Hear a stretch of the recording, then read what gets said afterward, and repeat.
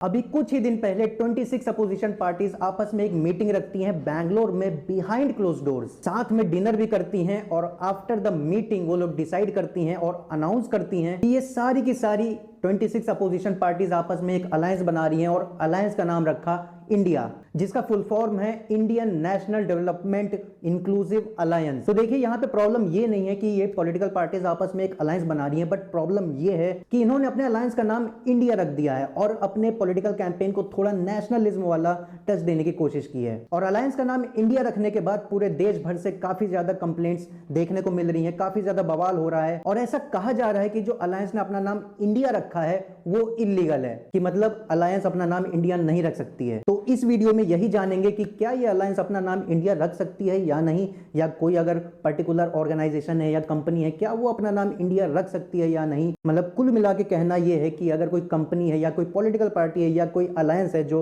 ये 26 opposition parties बनाई है तो वो अपना नाम इंडिया रख सकती है या नहीं, और इंडिया वर्ड अगर कोई यूज करना चाहे तो किन केसेस में वो लीगल होगा और किन केसेस में वो इलीगल होगा, यही सब इस वीडियो में जानेंगे। तो ये जानने से पहले कि ये जो अलायंस बनी है अपोजिशन पार्टीज की वो अपना नाम इंडिया रख सकती है या नहीं, उसकी लीगैलिटी के ऊपर बात करने से पहले चलिए थोड़ा बैकग्राउंड के बारे में जान लेते हैं कि असल में चल क्या रहा है अभी। तो आप ऑलरेडी जानते हो कि 2024 में मतलब अगले ही साल जनरल इलेक्शंस होने वाले हैं, लोकसभा इलेक्शंस होने वाले हैं, तो इसलिए सारी की सारी पॉलिटिकल पार्टीज अपनी कमर कस ली हैं और धूमधाम से तैयारी में लग गई हैं इस इलेक्शंस में अपनी जीत के लिए। और आप ऑलरेडी जानते हो कि पिछले 2 टर्म में बीजेपी जीती है इलेक्शंस, एनडीए जीती है जो उसका अलायंस है। पहला इलेक्शन जीते थे 2014 में, दूसरा जीते थे 2019 में और तीसरा भी होने वाला है 2024 में अगले ही साल। और क्योंकि सेंट्रल लेवल पे पिछले 2 टर्म एनडीए जीत चुकी है जिसको लीड करती है बीजेपी, तो सारी अपोजिशन पार्टीज को मालूम है कि एनडीए को हराना इतना आसान नहीं है। हालांकि अगर बीजेपी को आप पिछले कुछ इलेक्शंस में देखो, स्टेट लेवल इलेक्शंस अगर आप देखो तो वहां पे बीजेपी थोड़ा कमजोर पड़ा है। जैसे कर्नाटक में अभी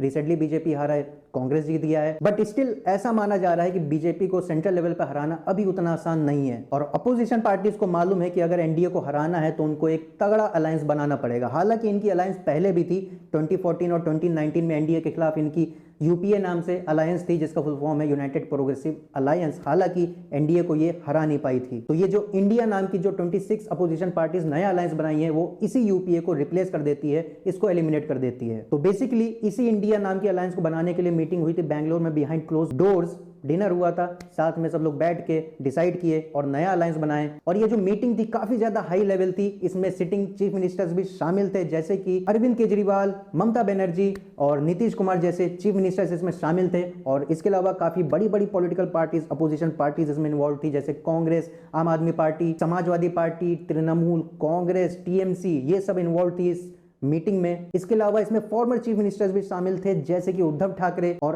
अखिलेश यादव। लेकिन इस अलायंस के बनने के बाद काफी ज्यादा बवाल हो रहा है from the different parts of the country, और काफी लोगों का कहना है कि ये जो अलायंस बनी है वो अपना नाम इंडिया नहीं रख सकती है। बेसिकली एक एक्ट है जिसका नाम है एम्बलेम्स एंड नेम्स एक्ट, और ये एक्ट कहता है कि कुछ सर्टेन वर्ड्स हैं जैसे इंडिया हो गया, रिपब्लिक हो गया, तो इन वर्ड्स को कोई भी अपने फायदे के लिए यूज नहीं कर सकता है। तो इसलिए काफी लोग इस अलायंस के नेम के लिए अगेंस्ट में हैं और इलेक्शन कमीशन से गुहार लगाई है कि इस मैटर को देखा जाए और अलायंस को प्रोहिबिट किया जाए to use India as their name. जैसे कि आपको एक एग्जांपल देता हूं, बॉम्बे हाईकोर्ट के एक एडवोकेट हैं आशुतोष दुबे जी, ये बीजेपी के Maharashtra social media and legal and advisory department के हेड हैं। तो बेसिकली इन्होंने इलेक्शन कमीशन ऑफ इंडिया के सामने ऑब्जेक्शन रेज किया है, एलिगेशन लगाया है कि ये जो अलायंस है वो इंडिया नाम यूज करके अपने पर्सनल पॉलिटिकल बेनिफिट गेन के लिए इस वर्ड को यूज कर रहे हैं और नेशन की डिग्निटी को ये लोग डिसरिस्पेक्ट कर रहे हैं। तो गाइज इतना सारा बवाल चल रहा है जब से इस अलायंस ने अपना नाम इंडिया रखा है। तो चलिए गाइज अब इस एम्बलेम्स एंड नेम्स एक्ट को समझते हैं और ये जानते हैं कि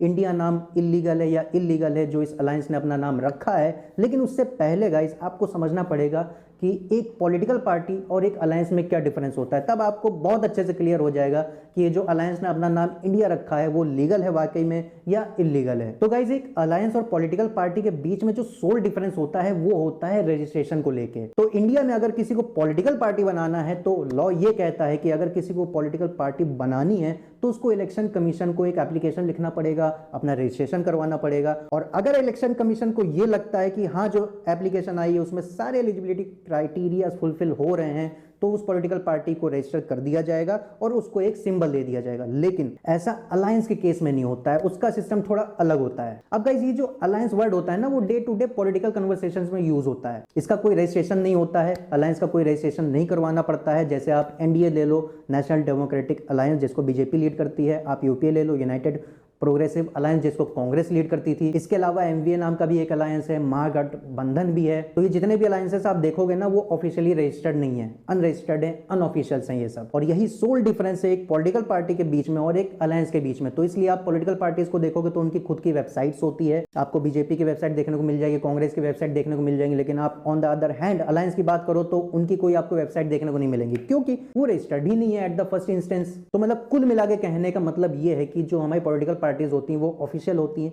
रजिस्टर्ड होती हैं। लेकिन अगर आप अलायंस का एग्जांपल ले लो तो वो अनऑफिशियल होती हैं, वो अनरजिस्टर्ड होती हैं। अब चलिए समझते हैं कि ये जो अलायंसेस है वो अपना नाम इंडिया रख सकती हैं या नहीं। तो ये जो emblems and names act of 1950 है, जिसका जिक्र मैंने अभी वीडियो को शुरुआत में किया था, ये वो लॉ है जो इंडिया वर्ड को कुछ सर्टेन केस में यूज करने से प्रोहिबिट करता है। अब देखिए, अगर कोई इंस्टीट्यूशन है या वेबसाइट है या कोई ऑर्गेनाइजेशन है या फिर कोई कंपनी है, वो अपना registration with the name of India नहीं कर सकती है, ये इस एक्ट का कहना है। अब आपके दिमाग में आ रहा होगा ये क्या बोल रहा है भाई, टाइम्स ऑफ इंडिया है, एनडीटीवी इंडिया है, इंडिया टीवी है, तो ये इंडिया वर्ड को कैसे यूज कर ले रही है अगर ये केस है। तो गाइस थोड़ा रुकिए, आपका ये डाउट भी अभी क्लियर हो जाएगा। तो देखिए, लॉ कहता है कि अगर किसी भी एंटिटी को अपना रजिस्ट्रेशन कराना है with the name of India, तो उसको इंडिया के पहले या इंडिया के बाद में कोई और वर्ड भी यूज करना पड़ेगा। जैसे आप टाइम्स ऑफ इंडिया देख लो, टाइम्स ऑफ यूज हुआ है इंडिया के पहले। इंडिया टीवी देख लो, टीवी लगा हुआ है, एनडीटीवी इंडिया है, एनडीटीवी यूज किया गया है बिफोर इंडिया, तो ये सब वैलिड होता है। हालांकि अगर कोई मीडिया हाउस है वो अपना नाम रजिस्टर करना चाहती है एज इंडिया, तो ये पॉसिबल नहीं है। और इंडिया के अलावा ऐसे कुछ और वर्ड्स भी हैं जो रजिस्ट्रेशन के लिए यूज नहीं किए जा सकते हैं, जैसे रिपब्लिक हो गया, इंडिया हो गया। ऐसे ही टोटल 20 वर्ड्स की एक लिस्ट है, हालांकि उनकी डिटेल्स में नहीं जाएंगे क्योंकि अपना कंसर्न इंडिया है इस वीडियो में। तो आपको यहाँ पे इतना तो समझ में आ गया होगा कि अगर कोई कंपनी है, कोई ऑर्गेनाइजेशन, कोई वेबसाइट है, उसको अगर रजिस्ट्रेशन करवाना है तो वो इंडिया वर्ड को यूज नहीं कर सकती है। अब इसका मैं आपको एक प्रैक्टिकल एग्जांपल देता हूं। जैसे कि आप जानते हो अर्नब गोस्वामी को, बहुत ही फेमस जर्नलिस्ट हैं और उनके 2 चैनल भी हैं, रिपब्लिक वर्ल्ड और रिपब्लिक भारत नाम से। तो जब वो पहले जब इस चैनल को खोल रहे थे ना, तब वो रिपब्लिक वर्ल्ड और रिपब्लिक भारत की जगह अपने चैनल का नाम सिर्फ रिपब्लिक रख रहे थे।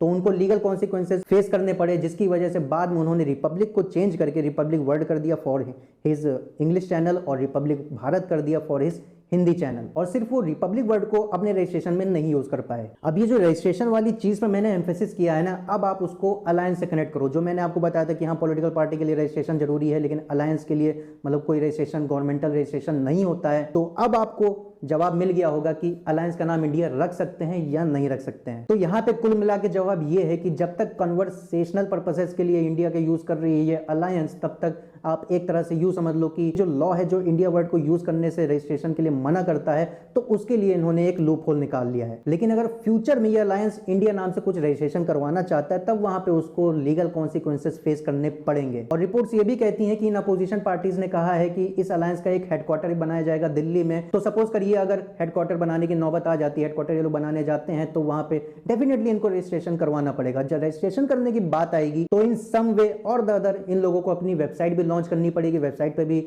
इनको रजिस्ट्रेशन करना पड़ेगा, तब वहां पे इनको लीगल कॉन्सिक्वेंसेस फेस करने पड़ सकते हैं। तो जब तक कन्वर्सेशन तक चीजें सीमित है, तब तक तो एक तरह से कह लो लूप होल ढूंढ लिया है। लेकिन अगर इस चीज को ये लोग आगे बढ़ाना चाहें, रजिस्ट्रेशन करवाना चाहें, तो उतना आसान इन लोगों के लिए नहीं होगा। हालांकि देखते हैं इलेक्शन कमीशन का इस मैटर में क्या कहना है, क्या वो डिसाइड करती है, वो तो आने वाला समय ही बताएगा। तो यही सब था इस वीडियो में गाइस। आई होप आपकी वीडियो पसंद आई होगी। वीडियो अगर पसंद आई हो तो वीडियो को लाइक कर दीजिएगा एंड सब्सक्राइब टू LLB वाला। Thank you.